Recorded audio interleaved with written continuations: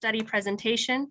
We'll get to our panelist discussion. We have a robust group of panelists today, and then we're going to go into breakout sessions. And we really want to focus our breakout session to discuss and prioritize the solutions that we're hearing today, and also solutions that you're coming to the table with as well.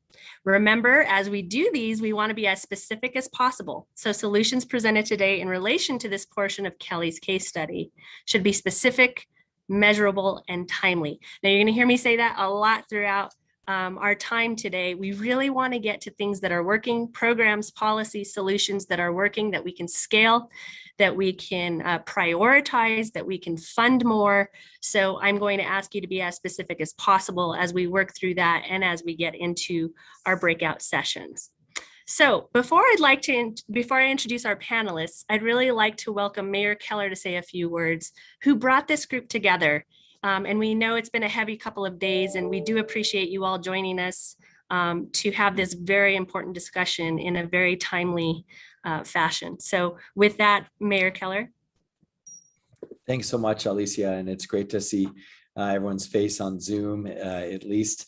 And, before I talk a little bit about where we're at today, just want to mention that we'll continue to evaluate the best way for this group to connect. Obviously, we're doing Zoom this time.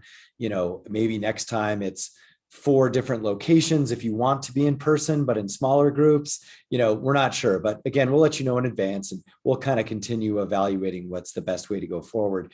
Obviously, in person is the best, but we're all aware of the situation with the pandemic. So we'll just see in terms of what's best for our next one. Now, I also want to mention that I think first off, it's great to see everyone back for session 3 of the Metro Crime Initiative. And I want to welcome some of you who are joining for the first time.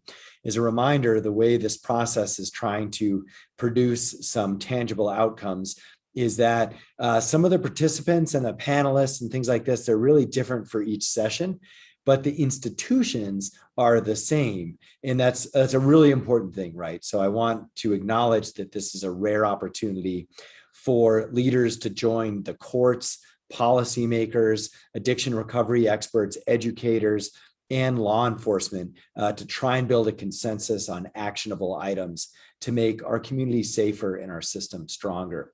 And so again, just want to appreciate the institutional commitment. And for some of you, that means you're here every time.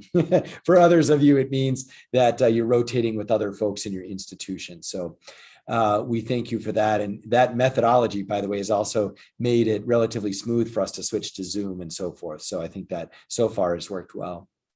Now, I want to share a few words. I'm not supposed to talk very long because I want everyone to dive into the contents and focus on what it means for public safety. But I do want to share a little bit about some events that have happened in our metro area today, because this session is especially significant and timely as Albuquerque and cities across the nation grapple with rising homicides and gun violence. But, today, it was actually late last night, but whether it was the tragic shooting at the Ojos Locos Sports Cantina, or if you haven't heard, just about an hour and a half ago, a child was killed at Washington Middle School in a shooting incident between 2 children. And so this is literally why we're having this. This is why we're here today. And it's understanding all of the front end challenges that come into these individuals' lives before it happens, but it's also understanding how to get justice. And so I think it's past time, as we all know, that we've got to find, a set of tangible actions to also work on that revolving door issue. But that revolving door is 2 ways. It's about keeping, holding folks accountable who are violent offenders, but it's also right about not having people come back in when they really just need diversion and real access to resources. So again, this is about honoring both sides of that equation.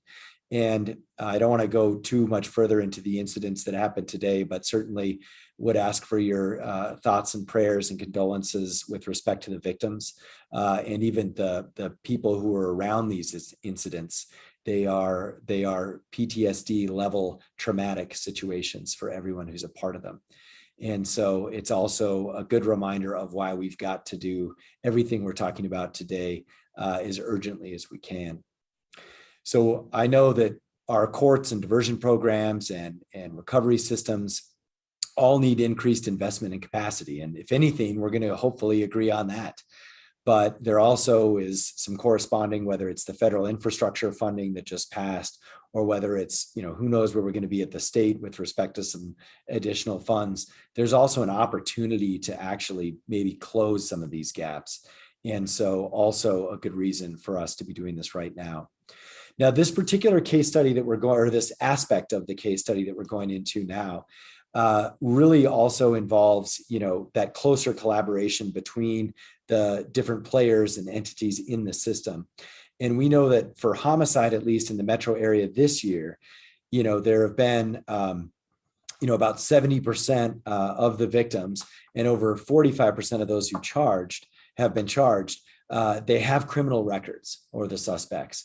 So again, why that is one question, but we also need to understand that they do have criminal records. And so again, this is core to the discussion that we're going to have today. So I wanted to highlight, not only are we going to talk about this in the case study, but in reality, that is the situation with respect to homicides in the Albuquerque metro. So I know system-wide change doesn't happen overnight. We know that. We're honoring that by trying to say what are meaningful ways in which we can make a difference in the short term. We all know there's much to do in the long term. And so I also believe that we can come up with some actionable solutions in the short term. So look, with that, let me hand it back over to the experts and to the folks involved. A reminder, our next session is on victim advocacy and offender reentry. That's going to be Friday, August 27th at 3 p.m. Again, at least 3 days out, we'll let you know kind of what the format is in terms of location or Zoom or some sort of hybrid approach. So with that, I'll hand it back over to you, Alicia. Thank you so much, Mayor. I know it was a heavy day for you and for all parents as we heard about the incident at Washington. So we're grateful for your leadership and for bringing this group together, because as you mentioned, this is exactly why we're here. We have the right minds in this room. We have the right solutions. It's just a matter of how we all advocate to get to those. So before we get to the panelists and introducing them, I would like to acknowledge some of the folks that we have joining us as well. We have Judge Maria Dominguez, Public Defender Ben Bauer, Representative Joy Garrett, Representative Gail Chasey, Representative Meredith Dixon, City Councilor Len Sena, Senator Daniel Ivy Soto, Representative Marian Matthews, Representative Pamela Herndon, Representative Day Hockman Behill, Councilor Ike Benton, and from the District Attorney's Office, James Grayson. We have Jeff Holland. We were also expected to have Superintendent Scott Elder with us. I'm not sure if that shifted once the incidences of this afternoon occurred. And we have Marissa Esquivel from Speaker Egoff's office as well. I'd also like to acknowledge Senator Harold Pope. Thank you for joining us. And I'm sure that I have missed folks, and I will get to the introductions of panelists who are also on this Zoom session with us today. I'd like to acknowledge that my role today is going to help us keep moving. So we want to hear the important content from the panelists. We want to hear the solutions, but we also want to get into those breakout sessions to talk through the solutions and how to prioritize them. So if you see me telling you, you have 1 minute left or it's time to keep moving, it's not me trying to be rude or break off your time. We just have a great group of panelists that we need to get to and some really robust conversation that we also have to engage in. So with that, I'd like to start introducing our panelists for the day.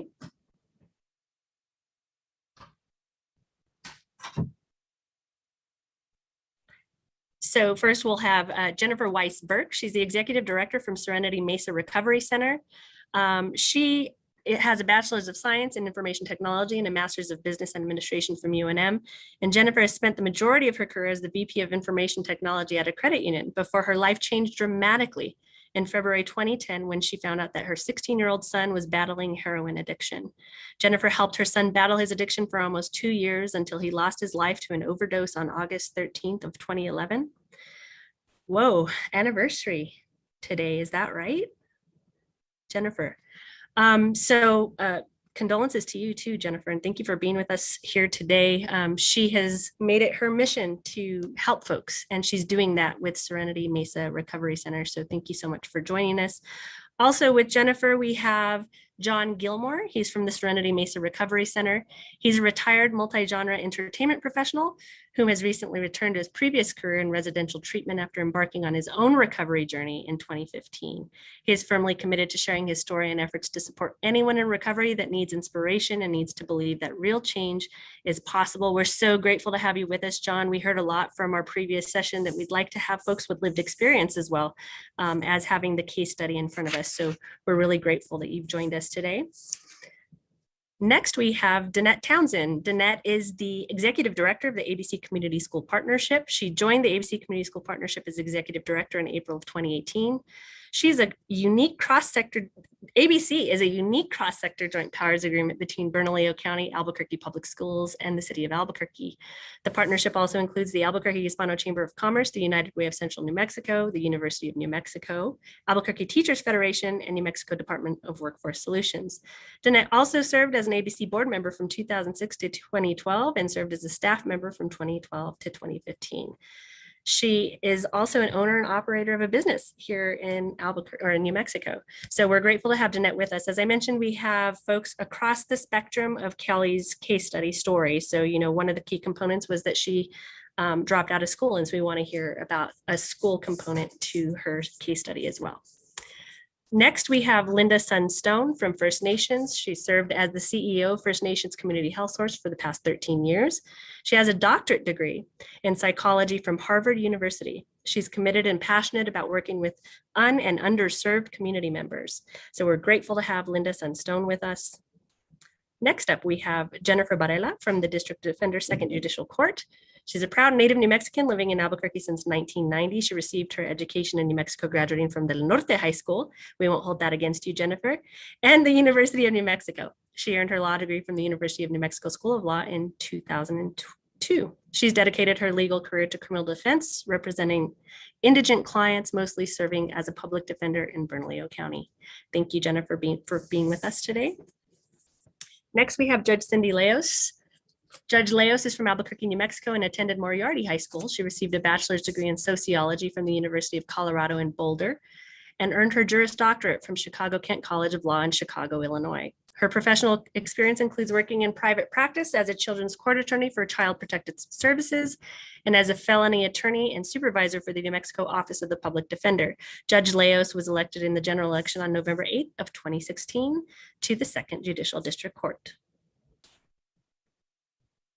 Next up, we have Deputy Chief Josh Brown, and we've alluded to this or mentioned the shooting at Washington Middle School, and Deputy Chief Brown has been on scene. So if we can't have Deputy Brown, we might actually have someone step in on his behalf, but I will introduce Deputy Chief Josh Brown. Has been with the Albuquerque Police Department for more than 20 years, and he is currently a deputy chief with the department. And as I mentioned, he is on scene, so hoping that he might be able to join us a little bit. Chief Deputy District Attorney is the Chief Deputy with the Bernalillo County District Attorney's Office. He's a graduate of the University of New Mexico School of Law and received a Master's of Law degree from the University of British Columbia while studying comparative constitutional law. James served as a judicial law clerk to Justices Pamela Menzner and Patricio Cerna at the New Mexico Supreme Court. He then worked in the Criminal Appeals Division of the New Mexico Attorney General's Office before becoming a trial prosecutor with the 4th Judicial District Attorney's Office in New Mexico. He's been with the Bernalillo County District Attorney's Office for 4 years. Thank you for joining us. Roberta Baca, she's with the OSI Fraud Bureau Chief. Roberta is the Criminal Division Director for the Office of the Superintendent of Insurance. The mission of the Office of Superintendent of Insurance's Criminal Division is to protect the consumers of the state of New Mexico by conducting fair and impartial criminal investigations and other related activities aimed at deterring insurance fraud, auto theft, and arson, as well as aiding with disaster response relief. Next, we have Tanya Covington. She is the Rapid Accountability Diversion Manager. Tanya Covington is a trainer, mediator, community health worker, and overall rock star. Tanya has been engaged in training, consulting, and coaching on issues of diversity, equity, and cross-cultural communication for 3 decades and is an experienced cultural humility trainer. She has skills in coalition building, program implementation, capacity building, facilitation, mediation, and conflict resolution. We're so pleased to have Tanya with us to talk a little bit about the Rapid Accountability Diversion Program today. So As I mentioned, we have some great experts with us today. We know there's many experts who are joining us in the audience as well, and we love to hear from you once we're in our breakout sessions. So before we get started with our panelist discussion, I'd like for you all to see the portion of session 3 of Kelly's story of the case study. So with that, let's run that video.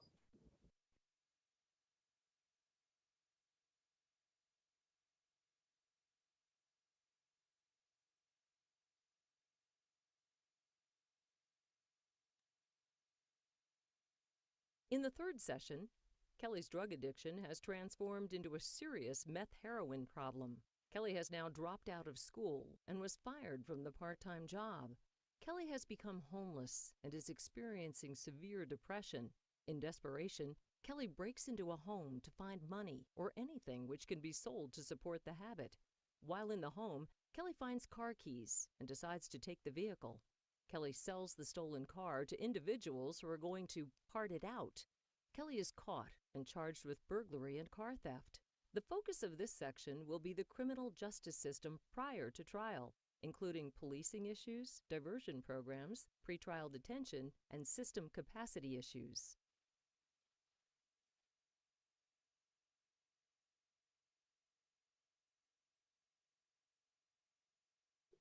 Like all fun things. Whoa. Like all fun things on Zoom, I'm sure everyone had a hard time hearing that video. Is that accurate? Can I get nods? Yes, no, yes, hard time hearing it. What we might try to do is run the video again with the volume up. And I also see Senator Martin Hickey joined us. Thank you for joining us, Senator. And we'll try this one more time. If not, we will try to just read off the rest of the case study.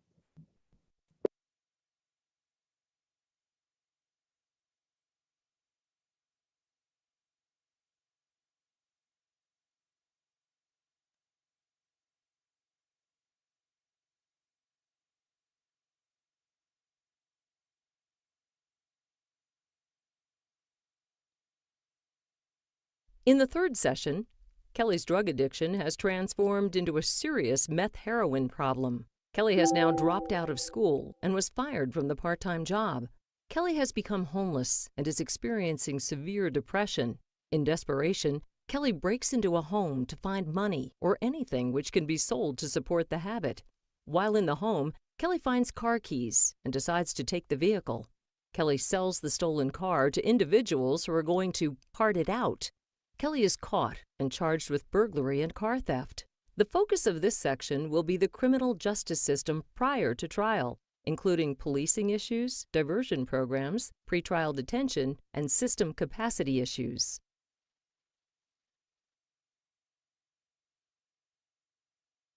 Is that better? Lots of nods. Good. I'm glad to hear it.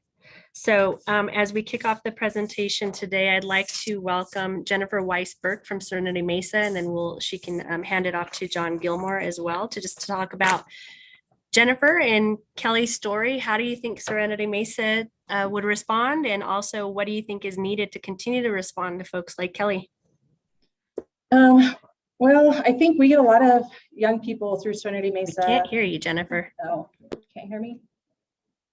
I'm unmuted. I don't know. You're good. Can you hear me now? Okay, good. All right.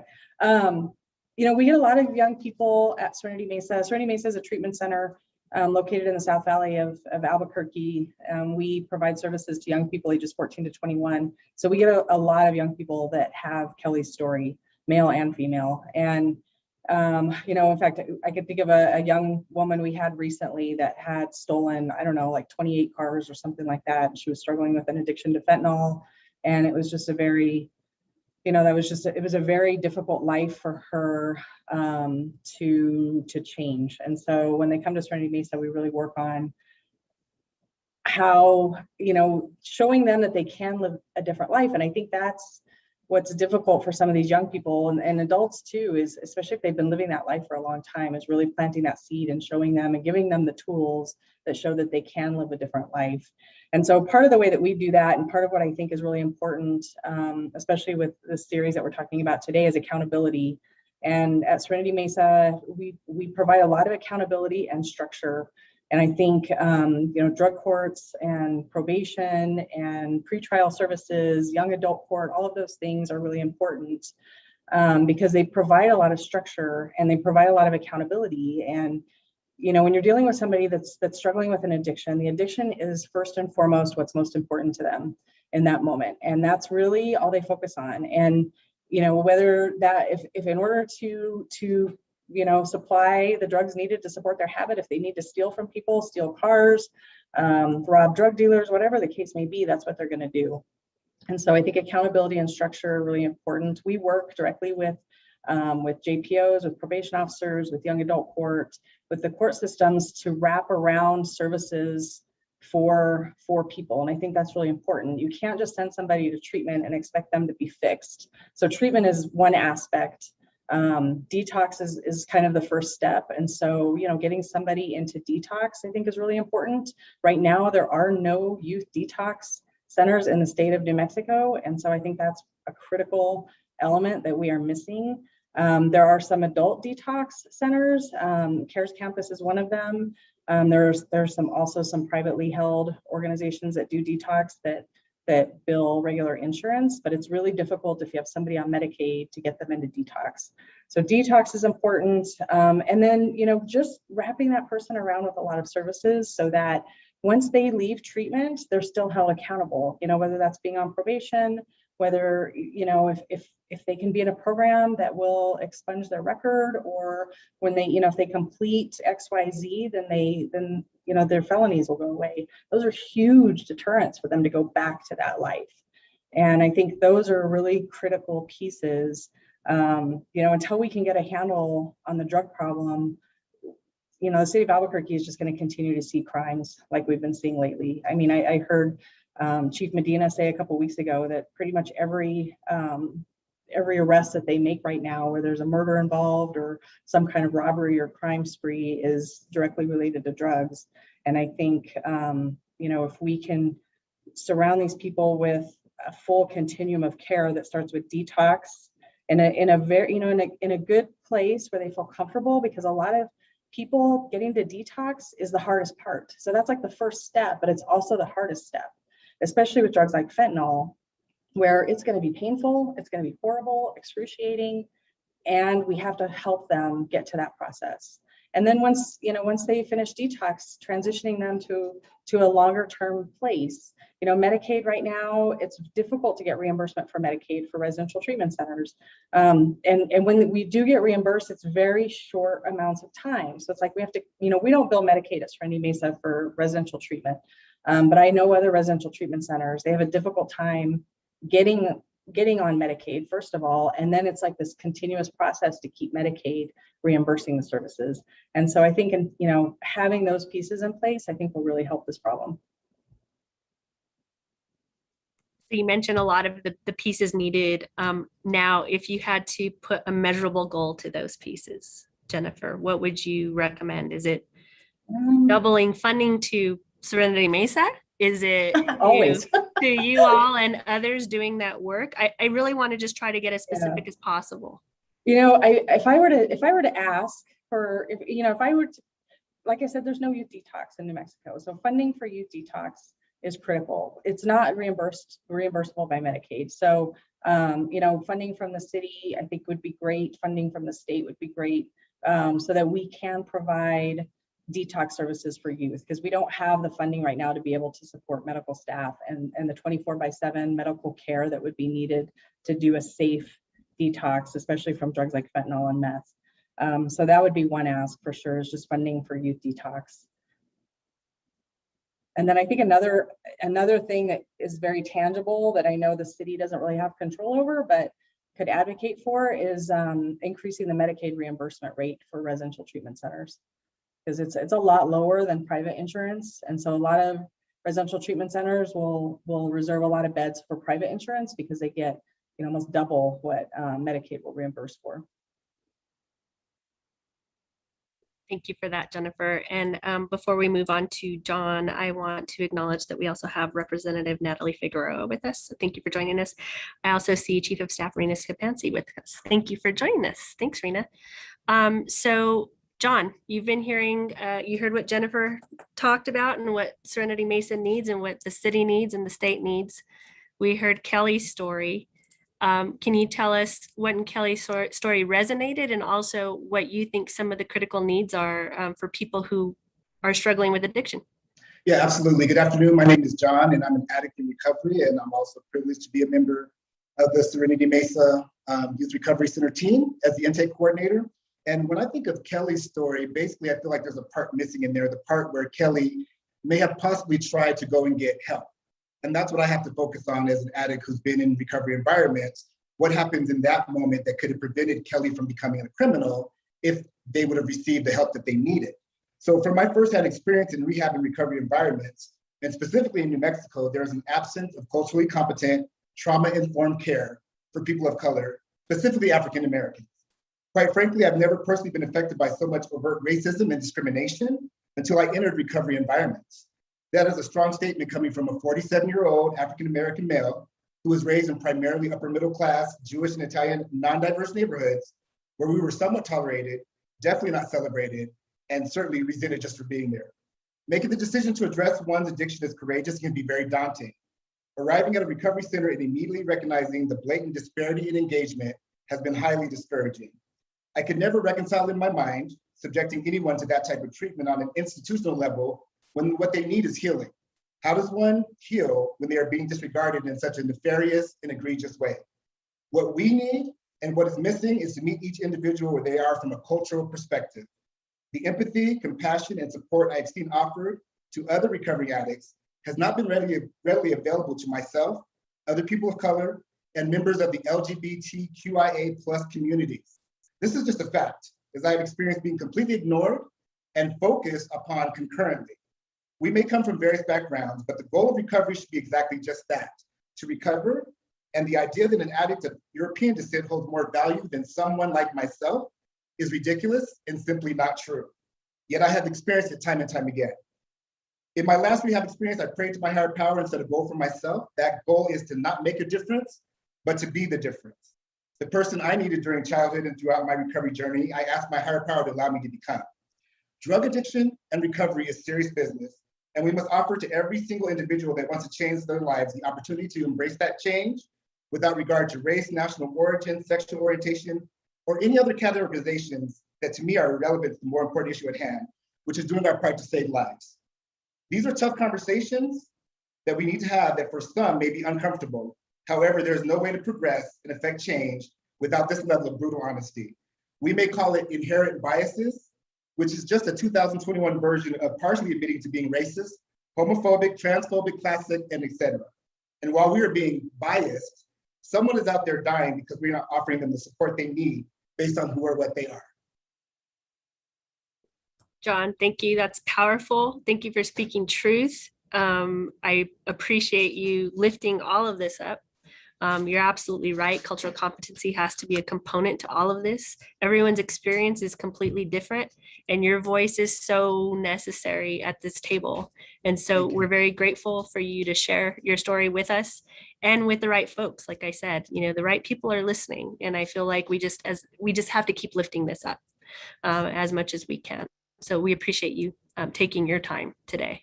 Yes, thank you for having me. Absolutely. So as we know in Kelly's story, Kelly dropped out of school. And so we wanted to have Danette Townsend from ABC Community Schools join us because, as we know, community schools has been a great strategy for many families and communities. And just curious, Danette, in Kelly's story, where you think ABC and the community school model would have made a difference.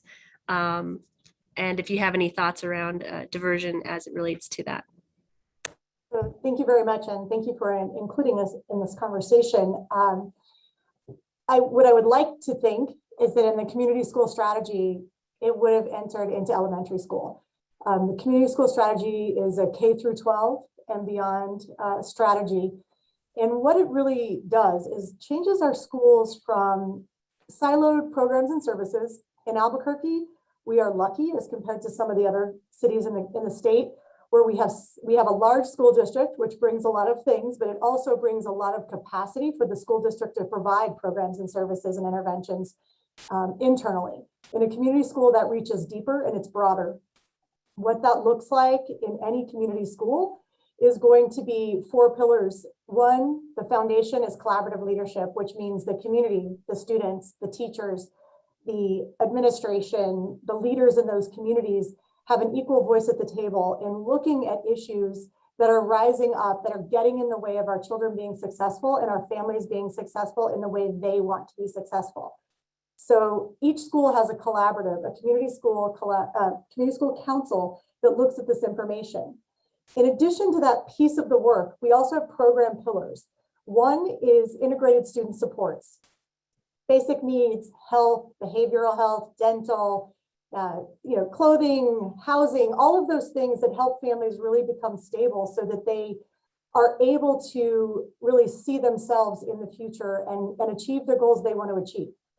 We also have expanded learning time and opportunities, which might look like anything outside the classroom. Could be enrichment during the school day, could be tutoring, could be just fun, to be connected, to having a good time, right? And wanting to be at school. And then family and community engagement in an authentic and active way, which for a community school could be adult education, it could be any type of workforce development for both youth in high school, youth and their families. So all of that being said, for this to be successful, to create the true conditions for learning and success, they have to be happening at the same time. Most schools have some of those things all the time, but they are not working together in an integrated way, and they are not moving in the same direction. I think in this particular story, what I would say is that a school like, let's take Highland High School as a community school and a really robust school at that.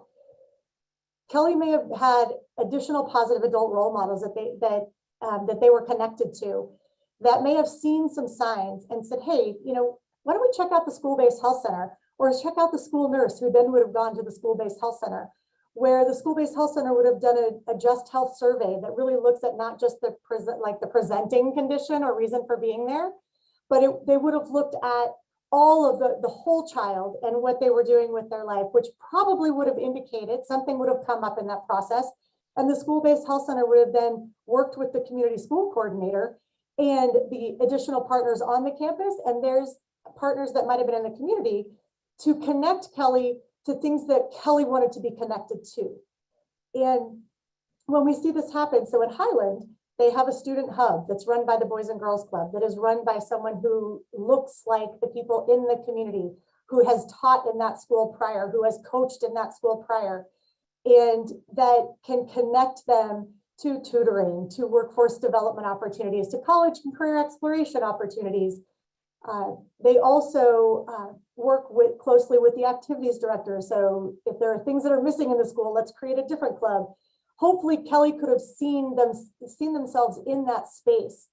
There's also a clothing, kind of like a clothing store, where any student can go in with dignity and pride and shop for free, anywhere from shoes to clothing to appliances if they need that in their home, to washer and dryer in another room so that if they needed to wash their clothes there, to monthly food pantries. And I mentioned the school-based health center, the family center that works with families who may also need workforce development. So all of those things happening in a community school, what I would like to say is, if those are happening, we would hope that Kelly might not have gotten as far off track at an early age, right? I cannot echo enough what Jennifer and John have said. I think all of us, I don't know a single person whose life hasn't been touched by addiction, and nobody set out to be an addict. No one wanted that. And there were opportunities along the way to change that path if they had access and connection to caring human beings that also had the resources and the services for the family or the student at the right time, the right resource at the right time. That's what's different about a community school. In the case of Highland, they have Emerson, Van Buren, and Highland feed all directly into Highland, and they're all community schools. So I would love to believe that this would have, the connections would have happened earlier and earlier when we have that. To the point of what do we need and what can we do that's measurable and specific. At the community level, organizations partnering with community school councils and community school coordinators to really enhance. At Highland, there were some challenges around housing last year, obviously, with COVID. What happened was the 5 organizations that dealt with rental assistance, housing, and legal assistance reached out with 28% of their survey respondents said they needed help. They reached out to a total of 15 organizations. $85,000 was given out at an average of $500 a family to stabilize families in that community. They did that. No one, everyone came to the table because they knew what the data was, they knew who their audience was, and they got the right service to the right families at the right time. And also for organizations and governments, creating space for innovation and sharing credit. Often when we fund organizations, we want to know where our dollar made the change rather than how our dollar came together with other dollars to make a true community impact. And we have to change that culture if we want our organizations to truly do collective work. At the city and county level, I would say aligning processes and reporting expectations for small. We have wonderful small community-based organizations in Albuquerque and Bernalillo County. They don't have the capacity to navigate our cumbersome systems over and over and over and over. And I think if we could align our systems for reporting across the city, across the county, our large funders that are within Bernalillo County, that could truly help people sustain the great work that they're doing without having to spend so much time on that and not enough time in the field. In addition to that, I would also say intentional capacity building. With all of the funding coming into our communities with the current landscape, small nonprofits need help understanding how to access and navigate our systems. They don't typically go after these funds for what I just mentioned, right? Because it's hard to manage. We need to help them understand how to access it, how to collect the right data, some of those pieces so that they're not spending so much time on that and not in what they do really well. And at the state level, I would say expanding community schools through a community school certification process that allows for 4 years planning, 3 years of implementation, stabilization, building those relationships deep in our communities, and then allowing for above the line funding for those in education. Funding that's basically guaranteed as a part of our funding formula for that community school coordinator so that we can sustain the great work that's happening in the schools. We have over 100 in our state, 53 that ABC directly works with, and we have more than that in Bernalillo County. And we need those to stay in existence to continue leveraging and supporting the partners who are actually doing the fantastic work. Hope that hit all your points. Thank you, Danette. Very well said. So what I hear you saying is we do need more community school coordinators as they are sort of the glue at those community schools to make sure that we're leveraging resources and partnerships. So that is a very clear goal. I appreciate you for sharing all the goals, both at the local level, at the state level, and all the work community schools do. So I told you I was going to miss some acknowledgements, and I of course have. How can I forget Representative Moma? Yes, I'm so sorry. I didn't see you earlier. Thank you for being here with us. Next, I'd like to introduce Linda Sunstone from First Nations Community Health. Thank you. Can people hear me? Okay. First, I want to thank the city for inviting me to today's panel discussion. I am the CEO of First Nations Community Health Source, which is a federally qualified health center as well as New Mexico's Urban Indian Health Center, and we're located in the southeast part of Albuquerque.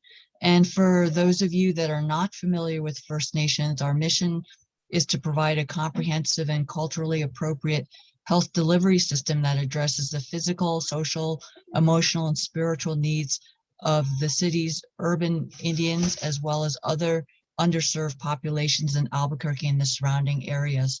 We operate 3 outpatient clinics, 1 wellness center, and 5 school-based health centers.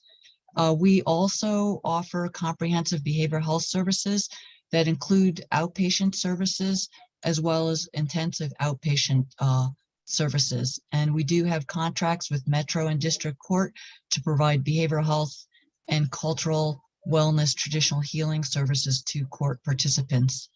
So my perspective today will be from a community health perspective.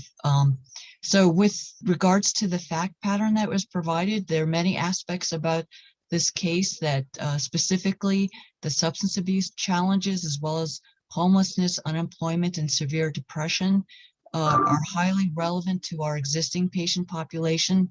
Many of our patients experience the same health disparities, and also close to 30% of our patients are homeless or at risk of becoming homeless. The majority is unemployed, and the majority also experiences behavioral health challenges.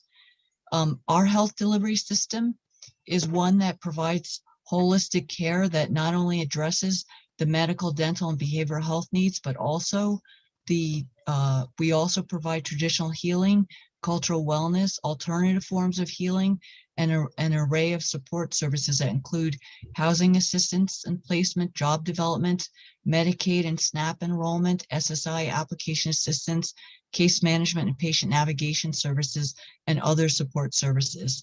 And these support services were developed throughout the years as we received input from the community about what services would be helpful for them in terms of improving their health outcomes.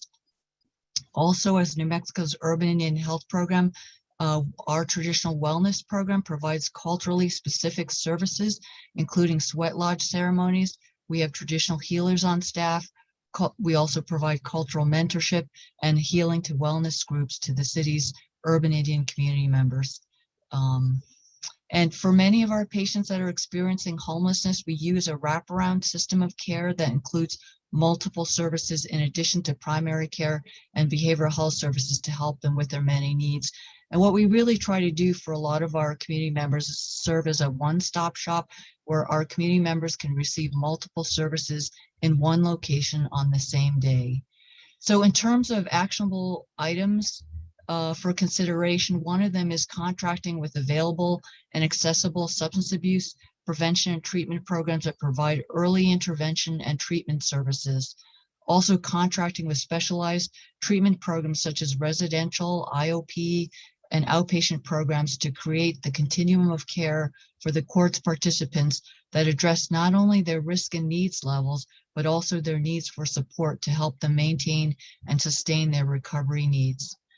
From our experience in working with the courts, we found that the specialty court model to be particularly effective in improving the health outcomes or client outcomes. We attribute the success of this program to its high level of structure and intensive levels of monitoring, weekly and biweekly case reviews with a multidisciplinary team, and also its trauma-informed care approach, as well as a team-based approach with consistent communication between the providers and the court team.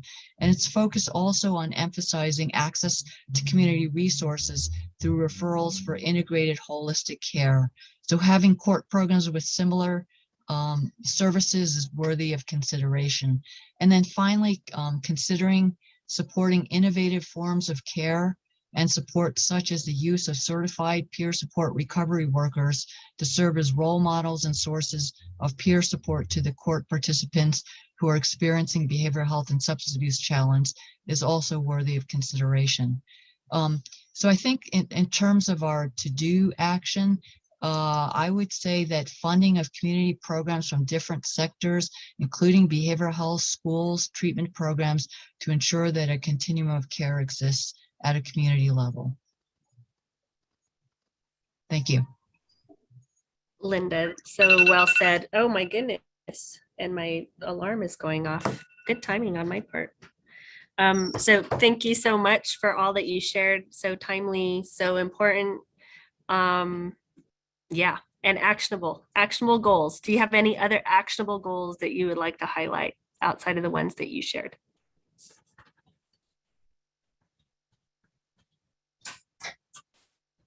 All good? Awesome. Okay. So next up, we'll talk to Jennifer Barela from the Public Defender's Office. Jennifer, how do you relate in Kelly's story? So, I've been practicing criminal defense in Bernalillo County for several years, and Kelly's story is very similar to many of our clients, especially, that she seems to just be entering, the more serious, this in the system. Although they're non-violent crimes right now, her addiction seems to be, kind of driving the criminal behavior. And this is something that we see at the public defender's office on a daily basis. And I want to go back to it and just say that I agree with Jennifer from Serenity Mesa that our clients, when we meet them, they're charged, they're facing criminal charges at that point, but a lot of times they're already very deeply entrenched in their addiction, and their addiction and other. So there's other things outside of their criminal charges that they are just dealing with on a day-to-day basis. Trying to deal with their addiction is sometimes their number one priority at the time. A lot of times they are homeless, like Kelly, at this point. And they have mental health issues. So I think in serving, in my experience, the best way to serve some of our clients is also having to do the full, serving them completely, not just about, their charges and how their case is going to resolve. And that can be really difficult with some of the, limited resources our office has. But I did, in speaking to some of our social workers about, this case in this case study, one of the things that we really see that's lacking is, for young adults specifically. And that is treatment for young adults, detox for young adults. And that is where most of our clients start in the system at about this age. And so there's that aspect of it, which I agree with a lot of, the providers who talked about, who've already discussed those issues today. On the other side of it, which is, the criminal side, where the charges and what, we have to also help them with and deal with. I think at this point in Kelly's, criminal, I would say now that she's entering formally the criminal system, this is where we could really push some true diversion. And when I say, true diversion, it's, programs where we can get her the help for the substance abuse treatment, as well as possibly assistance with, some housing. But I know that is lacking in Albuquerque, housing, especially for some mentally ill clients as well. That's also very difficult. But I think diversion at this point, there's programs that I believe are working. Young adult court is one of them. They do have, true diversion tracks. They do work really collaboratively with all the members of the young adult court team, the young adult court team. And I think that's important because it focuses on our clients who are in that age group from 18, to 24, where their brains are still developing and they need extra assistance, in helping the day-to-day functions in their lives. And also, there's other programs with, like the LEAD program that has a lot of case management and peer case management, which I think is important because we need case managers and peer case managers who can really connect with their clients to help them do simple things like trying to get Medicaid in order to get services, in order to get into these treatment programs. And as well as, increasing referrals. And my office has been working on this in the last, I'd say several months since the DA's office has significantly changed some of their eligibility requirements for the pre-prosecution program, where they have been making offers without admissions, which I think what I would say is true diversion, and trying to increase those numbers. And that's something we have been meeting with members from the DA's office on a regular basis. They came over and also did a training for our attorneys because we have a lot of new attorneys to help them understand what the program requires. So on the criminal side, which is what I would like to speak to more to, just because there's a lot of people who know about providing services more than I do. I think that this is where we could help Kelly get diversion, not having a felony conviction that could follow her for the rest of her life and make it very difficult for her to get out of the system and be a productive member of society. Thank you so much, Jennifer. Any other clear, specific, measurable goals that you want to add to the list for when we go into the breakout sessions so we can cover with the group? I think another, we have, maybe increase in like helping our clients connect with community organizations pre-trial. And I think that's something that we need to work better on, quite honestly. There are would that require like caseworkers? Like, what are we talking about? Let's be like caseworkers. I think caseworkers, and I think peer caseworkers are very important because our clients sometimes don't listen. They need to hear from somebody who's been there, and I think they connect better with peer case managers. Okay, so perhaps funding or a programmatic structure for more peer case workers to help connect your clients to resources would be a goal. Okay, and before we move on to Judge Leos, I wanted to go back to Linda Sunstone. I understand that you couldn't unmute. Was there anything that you wanted to add for any clear, specific, measurable goals that you would like to include on behalf of, from the lens that you see Kelly's story through?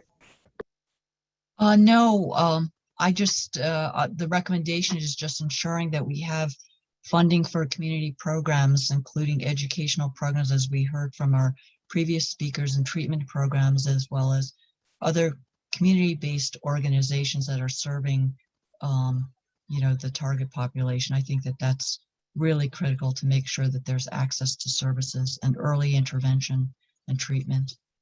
Now, as we get into the conversations and breakout groups too later, I want to make sure that we're talking about, because everyone is sort of talking about we need additional funding for caseworkers, for resources, for community school coordinators, you name it. But when we get into those breakout sessions, I want to even get more specific. How much funding? Do we need a double funding? Does no funding exist? And do we need to start funding? What does that look like? Just so all these folks who we have at the table have a real clear sense of what the ask is. So I want you all to start thinking about that as we continue to go through each of these recommendations through the case study. And with that, I'd like to welcome Judge Cindy Leos to see it from your lens, Judge Leos. All right, thank you.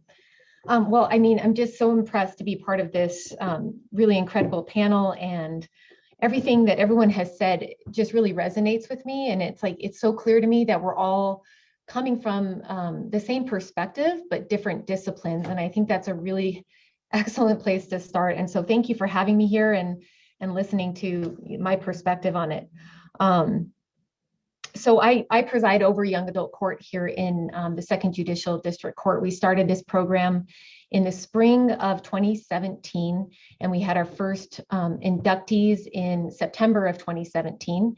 We modeled our young adult court after the San Francisco model, which in our opinion was one of the best ones in the nation. Not that there's that many, unfortunately, there should be a lot more. And it is a program for 18 to 25-year-olds charged with felonies in Bernalillo County. And it is a minimum 18 to 24-month program. And there's 4 phases. And while the participant is in the program, it's very intense. So those of you familiar with the pretrial services, PML scaling, supervision, PML 4 is the highest level. We are a PML 4 plus. Sometimes we're PML 4 plus, depending on the participant we have in front of us. And sort of echoing what John had to say, we meet the participant where they are, not where we want them to be, not where we think they should be, but where they are, because that's what's going to help them be successful. And so, what John had to say about being empathetic and compassionate and providing that support, I mean, that's just the starting place. We can't come in from a judgmental perspective. They're in our program, they're in the system for a reason. And so we have to listen first. We have to be aware of their trauma, because let me tell you, as these participants go through young adult court, we get to learn a lot about their history. And that sort of ties into what Danette had to say with the, school and what's going on in the home. This is trauma that these young people have experienced. When they tell us their stories, it makes your skin crawl that they're even standing there in front of you, persevering. They're persevering, and it's so impressive. But what, kind of echoing what Danette had to say, we can't just wait for this young person to enter criminal justice. That's too late. We have to start way, way back. We may even need to start before kindergarten, where we're getting equal access to, early childhood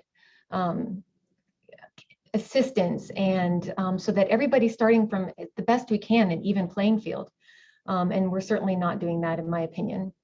What else did I want to say?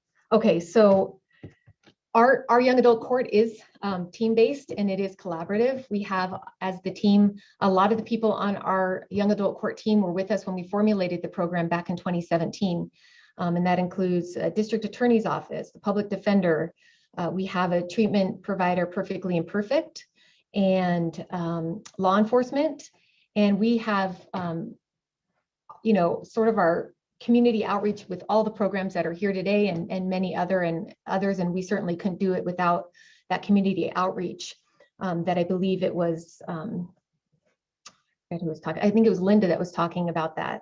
And my feeling is the less felons we can churn out of this system, the better off we're going to be.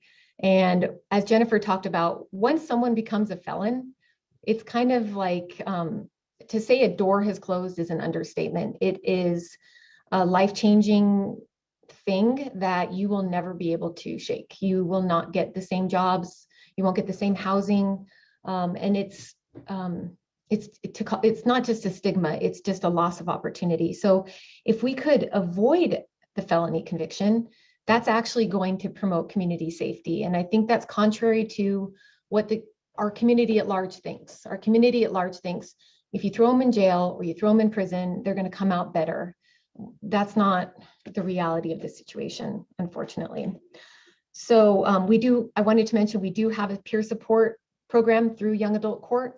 And as everybody's talked about, I think that the lived experiences, like John was talking about, it is the most powerful thing.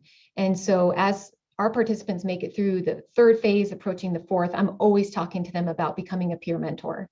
And they always want to. I'm a former public defender. And when I would meet with my clients, they always talked about helping out the youngsters.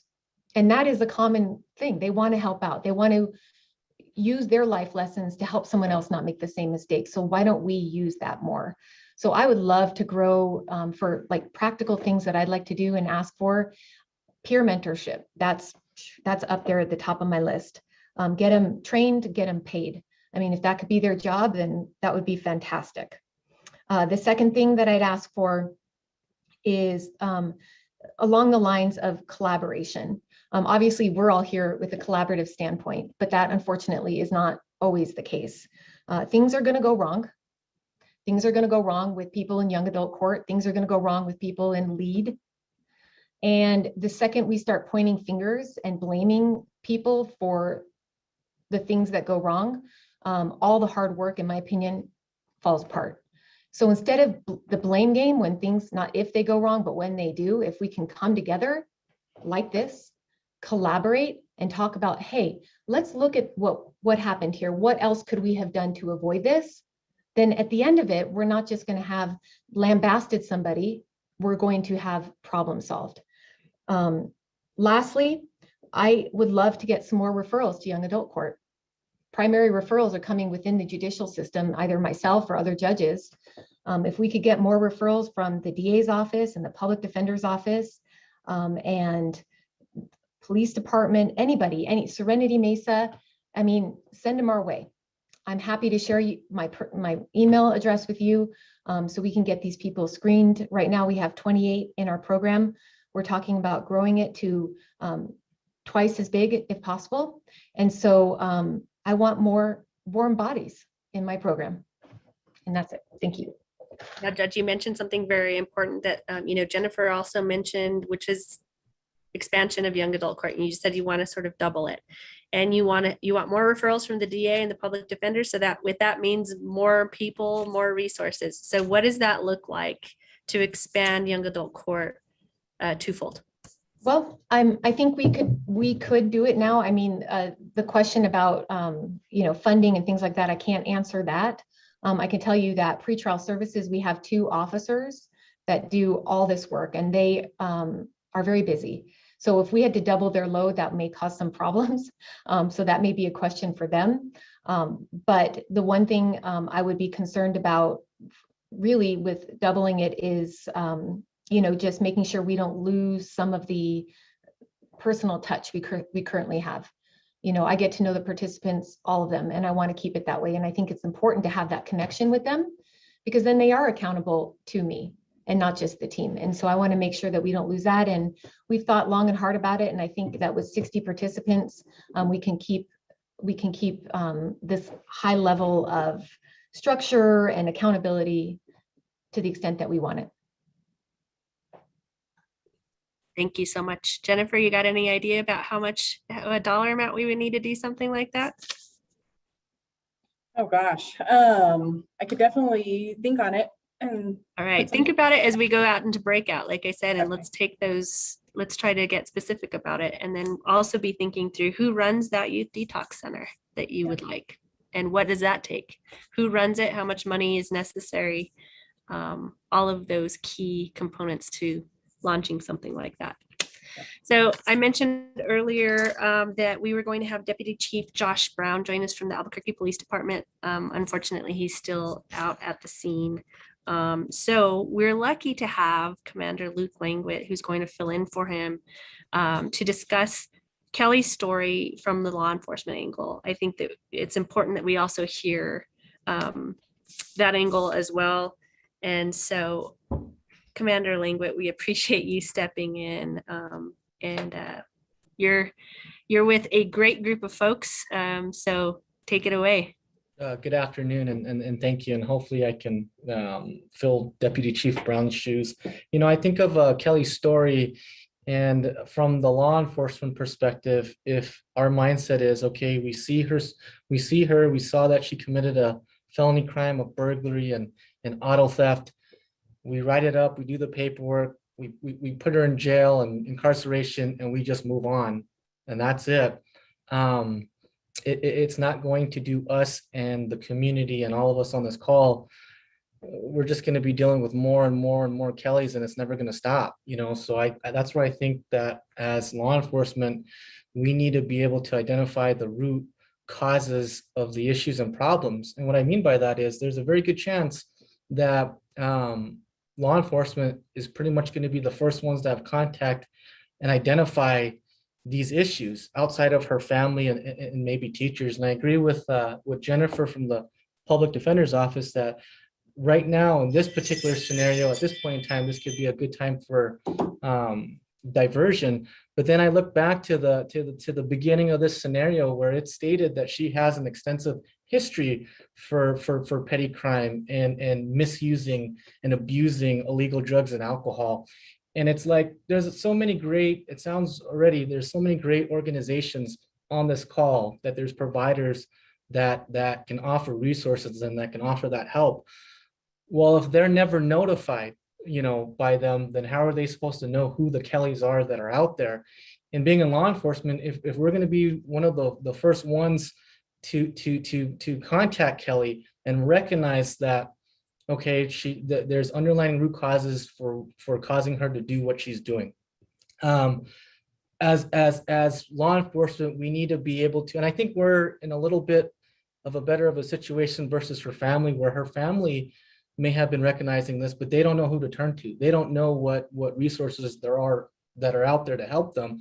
Whereas I think and speaking for APD, with where we're at this particular point in time, the partnerships and relationships we have with service providers and these great organizations, we kind of have a better idea. And so when we recognize and we see these underlying root issues that are affecting Kelly's decision making, we can reach out to these great organizations and these providers and get Kelly on a path to get help, because at the end of the day, incarceration, that's not the answer for her in this particular scenario. Another responsibility for law enforcement is to advocate and advocate for the victims and hold the individuals that wrong these victims accountable. Whether that's done by making an arrest and putting someone in jail, or a restorative justice type setting, that's our duty as law enforcement. But thinking about Kelly's scenario, the way I'm looking at it is, she misused drugs, which caused her to abuse drugs, and now she's transitioning into hardcore drugs. Okay, is she the one that should be incarcerated for the drugs versus the individuals that are supplying and that are bringing the pipeline, that are bringing these hardcore drugs into our communities? I think, especially with our staffing and our resources, we really need to prioritize where we're going to use these resources to where we can affect the most change, the drug traffickers. It's more and more that even the drug traffickers now are obviously engaged in violent crime as well. And then I fast forward to Kelly breaks into a house, she commits a burglary, and she steals a car. She takes that car to a chop shop. Chop shops are a very lucrative market, and sometimes they go unnoticed and behind the scenes. But there's a very big demand because it's a lucrative market, to where these chop shops, preying on Kelly's addiction, we'll go steal some more cars so we can part it out, and we'll pay you for that so she can feed her addiction. Where in a way Kelly's a victim of that, So, having legislation and using our law enforcement resources and our operations to really target the drive behind Kelly stealing this car, that's important as well. And then lastly, I don't know where I'm at with time, but as action items, when we're talking about action items, let's get to those goals. Yes. I would definitely say, to agree with Judge Leos, it'd be great for us to have the ability to make direct referrals to these focused treatment courts, young adult court, drug courts, because again, like I said, there's a very high chance that we're the first people that are making contact with the Kellys in our community. So to be able to have that ability to make those direct referrals, expanding pretrial services, so individuals that are awaiting trial, they're mandated help, substance abuse, mental health help, treatment, and they're not allowed to fall through the cracks while they're waiting for an extended period of time to where they choose to reoffend. And I think that's going to be really important. If we can enact a good chop shop legislation that really targets the individuals that are running this market, to where when vehicles are stolen and they're chopped up, not only do you have the victim of that original auto theft, but when they are chopped up and these parts are sold to unsuspecting other members of our community that might buy these parts for their vehicles, by the time we catch up and we do our investigation, now these 4 people that bought these 4 parts, they're an additional victim as well. So it just creates a whole network of victims where our community is suffering for it. And then also when it comes in regards to the narcotics and the drug trafficking, really working on expanding our grand jury time for our district attorney's office, preliminary hearings, having worked narcotics in a past life, undercover operations are very efficient and effective to really locate the drug traffickers.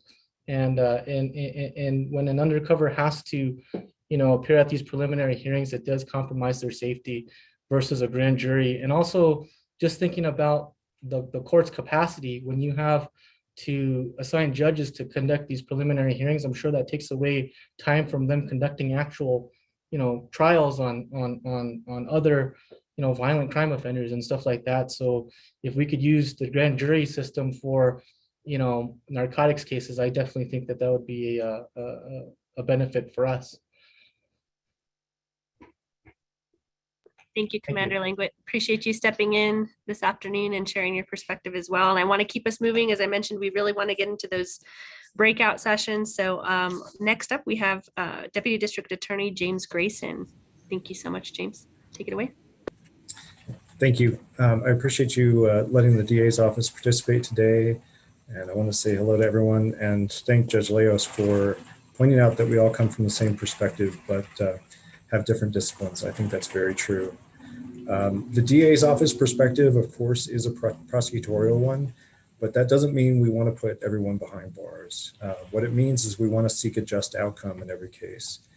And District Attorney Torres is very committed to diversionary outcomes, especially for nonviolent offenders, and for the cases where that's the most just outcome. And in fact, he's mandated for the office an increase in diversion offers. And we now have 3 attorneys in the office, 3 prosecutors that are dedicated to diversion. You know, I'm very encouraged by Jennifer Barela's comment that there's been training in the public defender's office about the changes in the DA's policy for diversion. And for those who don't know, one diversionary program in the criminal justice system is pre-prosecution diversion. And that is significantly expanded based on a legislative change, thanks to our legislators who are present here today. That legislative change in 2019 expanded the number of crimes that can be eligible for pre-prosecution diversion. And so our office is now increasing the number of pre-prosecution diversion offers that we make. And we're hoping that those offers will also go up in acceptance rates. Right now, the acceptance rates are not encouraging. We have basically a 10% acceptance rate from the public defender's office, but an 80% acceptance rate from private counsel. And so we look forward to working with the public defender's office to increase those acceptance rates. And we look forward to working with the courts as well, because I think, as Judge Leos mentioned, and also Jennifer Barela, it is important to prevent these people from having a felony conviction at the outset. And it's also important to try to divert these people early on in a case. I think that's when diversion is at its most successful. So we're trying to create incentives to accept pre-prosecution diversion in nonviolent cases by having basically, as Ms. Varela mentioned, a plea offer that would include pre-prosecution diversion, but would not include an admission to the crime. And that offer must be accepted about 5 days before the preliminary hearing, with the goal that we can prevent the case from going to district court and having a CR number. And so that has less impact on the person's life. And helps them get into treatment faster. It helps them get diverted faster, hopefully out of the criminal justice system, and hopefully for the betterment of the community. Because really that's the ultimate goal here, is community safety and community improvement. And you know, the criminal justice system definitely has its role. And I know one of the topics for today was pretrial detention, which I think it's important to note that nobody has discussed that today. I think that's important and appropriate given the fact pattern that we're talking about, because we're not talking about crimes of violence here. And when the DA's office screens cases to file a motion for pretrial detention, we're looking for crimes of violence. We're looking for crimes involving firearms. We're not looking for crimes that are property crimes or drug crimes that are driven principally by addiction.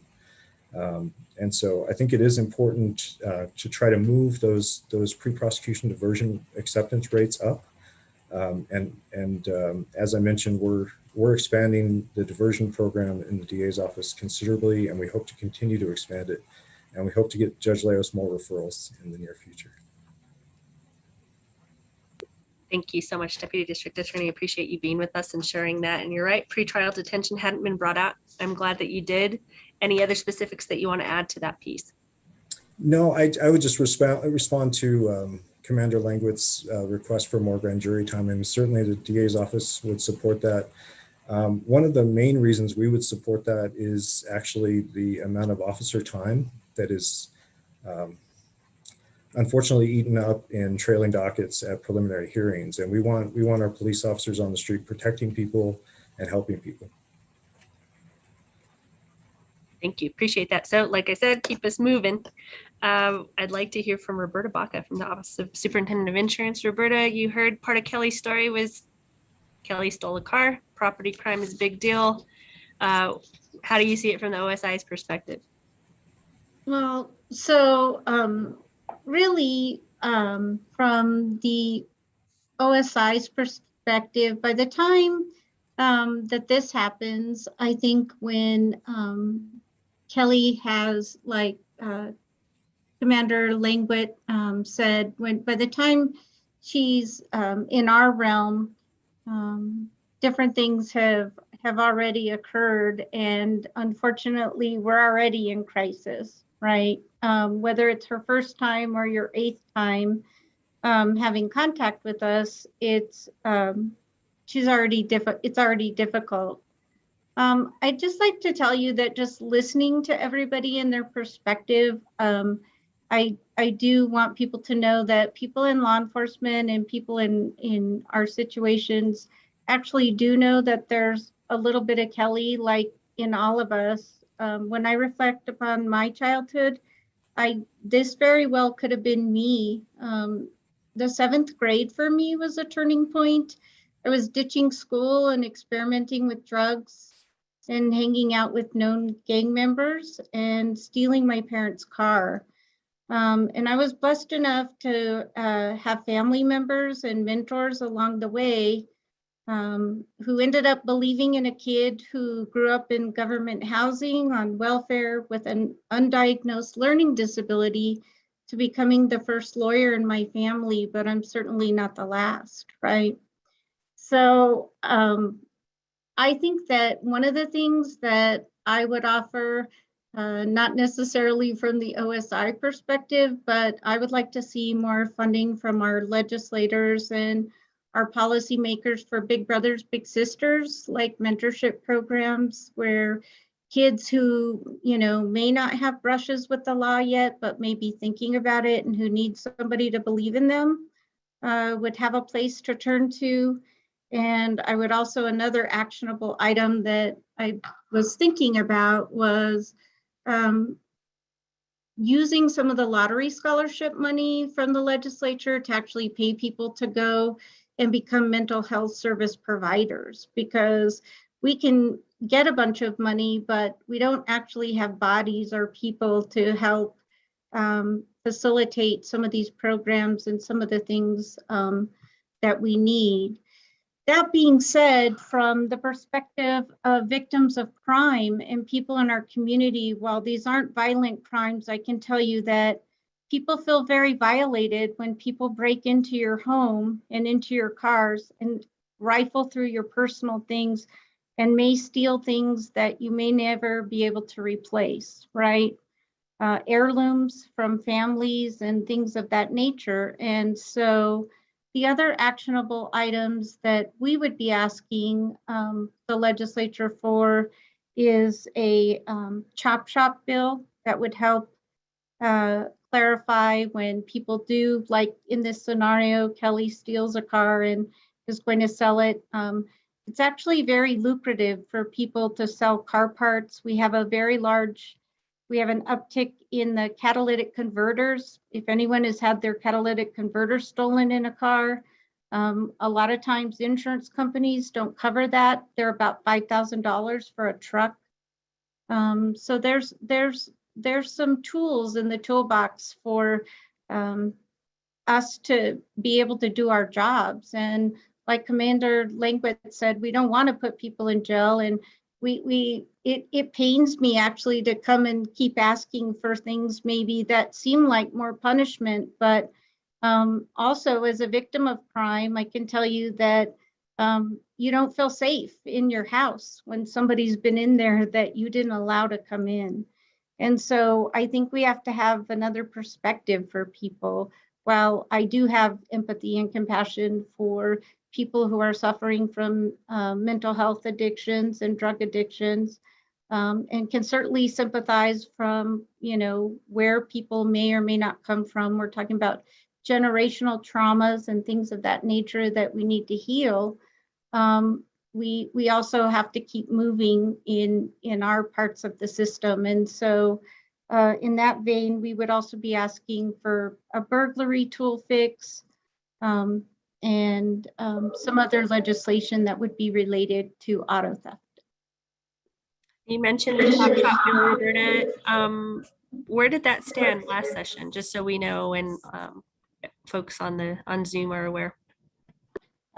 So we are usually pretty successful in the House of Representatives. It's a little difficult, and actually I did give Senator Ivy Soto a little bit of a hard time. The place where the Chop Shop bill has died now the last 3 years has been in Senate Judiciary. But luckily for us, Senator Ivy Soto knows, because he lives in Albuquerque and has worked with us and been very gracious about the auto theft problem. We're still waiting, by the way, for the hotspots. We were number 2 in the nation last year. For the previous 3 years in a row, we were number 1 in the nation per capita for stolen automobiles. We expect that any day we will see what the numbers are. We do expect that we will continue in our downward trend and not be, we're crossing our fingers that we will be in the top 5, but I can happily say that Senator Ivy Soto is committed to working with us on the Chop Shop bill, so we can see what the issues are for the Senate Judiciary Committee members and figure out if we can get something that will work for everybody. Thank you so much, Roberta. We appreciate your perspective. And I also want to acknowledge that Rosa Gallego Zamora in the chat would like to see former clients of these diversion systems appear in these conversations, just because she does have clients that if they could, perhaps have some peer mentorship. This is sort of the thing we've been talking about all along. So we will definitely take that into consideration as we move the Metro Crime Initiative forward. So finally, on our panel, we have Ms. Tanya Covington with the Rad Program. Tanya, if you could share a little bit about Rad, and then right after that, we'll jump right into our breakout session to do some real critical work. Thank you very much. I really appreciate being here. I want to talk about restorative justice, which can be used as prevention, which is something that a lot of the systems are not set up to do, prevention and diversion. If Kelly had been in a school that had restorative justice, it's very possible that the issues that led to her behavioral problems would have been discovered early on. In schools, most students start the day with a restorative justice circle where they're asked to talk about life issues in a safe and a welcoming environment. This grounds the students. It helps them start their day in a more relaxed manner.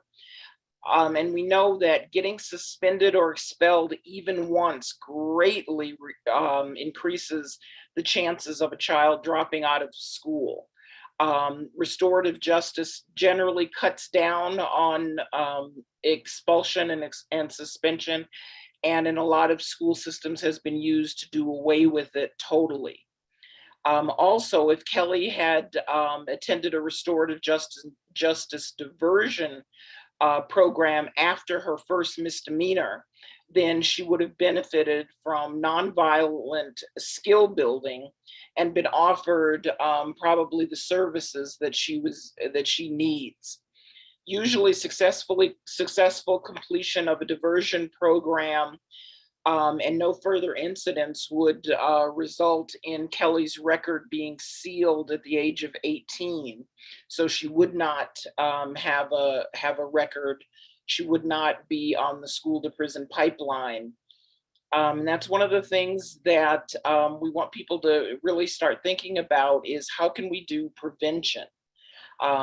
We have lots of good programs, and I also do a diversion program, but prevention is always the best way to go. And we've seen in a number of cities around the country where having restorative justice in schools lessens violence in schools, it lessens violence in the community.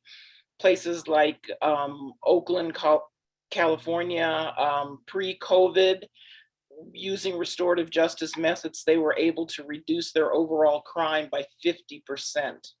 We also have exceedingly low recidivism rates with restorative justice. The recidivism rate for people who have been in jail usually tends to be 40 to 60% chance that they're going to return to jail. Whereas if they're doing restorative justice, it's usually less than 10%. It's also very, very cost effective.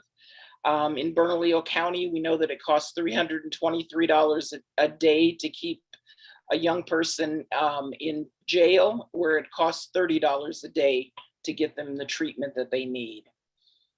So I think that this is something that really needs to be looked at, needs to be talked about, needs to be educated about, because most people don't really know what restorative justice is or how it works.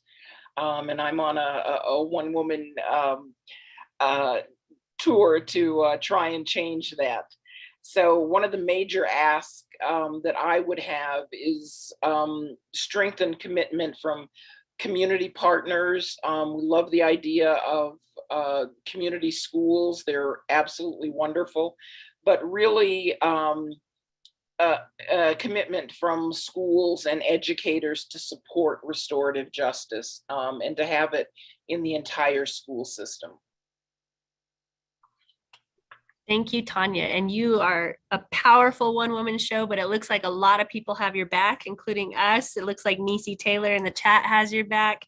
I know Sasha is applauding and Maxwell here. So a lot of people have your back. You may be leading the charge, but we'll all be behind you. So thank you so much for sharing all that you did. And I'd be remiss if I didn't acknowledge we have such a great city staff, city team who's going to help out with the breakout session. So we're going to have Maria Wolf, Michaela Renz-Whitmore, Sasha Pellerin, and Haley Kadish to walk us through the breakout sessions. Again, just a reminder as you go into those breakout sessions to be specific, measurable, and timely on these goals. Let's prioritize them. Let's really get to work here to see what we can get done. And I mean, let's get it done in the next 3 months. Let's get it done in the next year. Let's not talk about it. Let's not task force around it. Let's get it done. So with that, I'm going to hand it over to our facilitators, and you will be going into breakout groups. You'll automatically get there is the hope. If you continue to see me, then we'll figure it out. But hopefully that's what's happening next.